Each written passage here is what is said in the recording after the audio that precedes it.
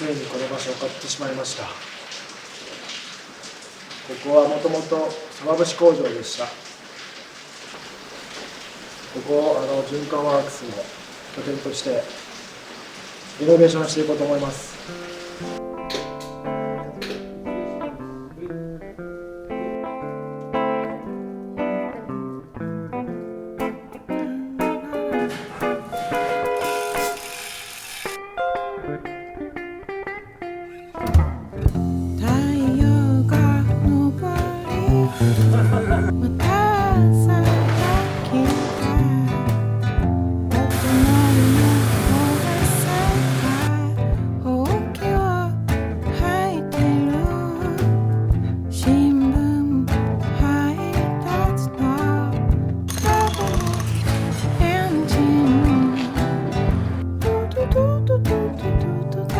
やばいね、鳥肌が立つね。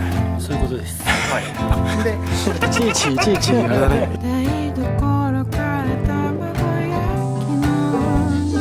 こう下から上に。